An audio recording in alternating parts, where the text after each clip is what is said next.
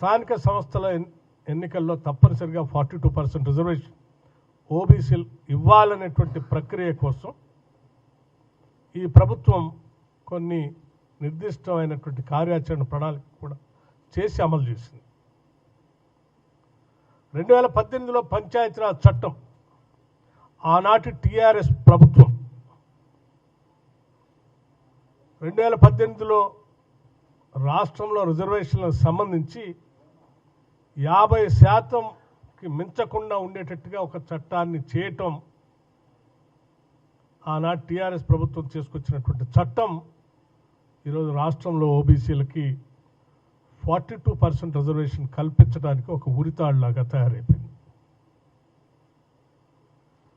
ఆనాడే 2019లో పంచాయతీరాజ్ సంస్థలకు సంబంధించిన ఎన్నికలు జరిపిన వెంటనే ఆనాటి ప్రభుత్వం ఈ ఓబీసీలకి రిజర్వేషన్ కల్పించడానికి ఏమాత్రం ఆలోచన చేసి ఉన్నా ఆ రోజుల ఎన్నికల తర్వాత వెంటనే ఈ రాష్ట్రంలో ఉన్నటువంటి జనాభా కుల గణన జరిగేది. వాళ్ళకి ఏమాత్రం చిత్తశుద్ధి ఉన్నా, నిజంగా ఓబీసీలకు న్యాయం చేయాలనేటువంటి ఆలోచన ఉన్నా 2019 తర్వాత కావలసినంత సమయం వారి చేతిలో ఉంటే కూడా ఈ సర్వే చేయలేదు. ఇవాళ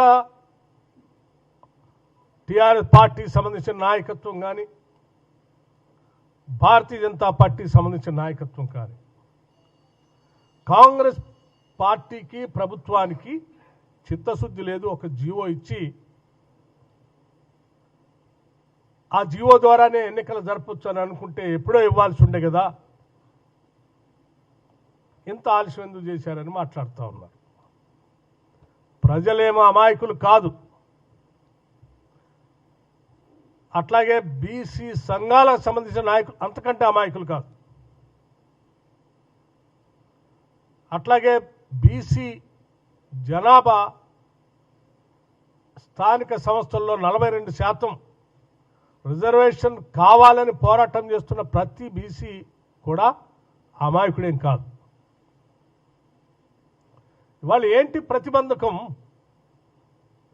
ఆనాటి సుప్రీంకోర్టులో ఇచ్చినటువంటి జడ్జిమెంట్ కానీ ఆ తర్వాత జరిగినటువంటి ప్రక్రియలో ప్రతి సందర్భంలో కూడా ఓబీసీలకు రిజర్వేషన్ కల్పించాలి అని అంటే వాళ్ళు అడిగేటువంటి మొదటి ప్రశ్న, మీ దగ్గర ఉన్నటువంటి ఎంపిరికల్ డాటా ఏంటి?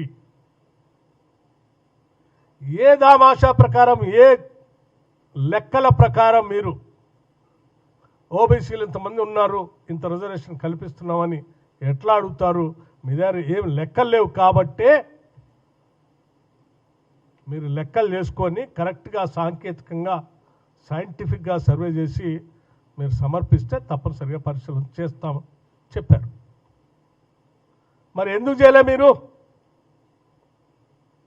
మేము మళ్ళీ కూడా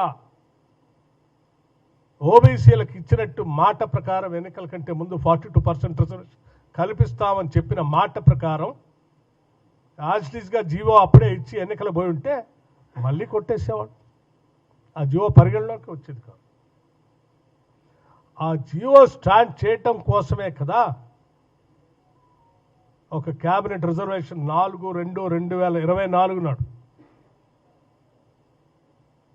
ఈ రాష్ట్రంలో సిపెక్ survey, socio economic educational political employment caste survey జరపాలని రాష్ట్రంలో ఉన్నటువంటి జనాభా మొత్తాన్ని లెక్కగట్టి అందులో ఓబీసీలు ఎంతమంది ఉన్నారు, మిగతా వాళ్ళు ఎంతమంది ఉన్నారని సైంటిఫిక్గా సర్వే చేసి ఆ లెక్కలు సభలో పెట్టి వాటి ఆధారంగా బిల్లు పాస్ చేసి జీవో ఇవ్వాలనేటువంటి ఆలోచనతోనే ఈ ప్రక్రియ అంతా చేశాం.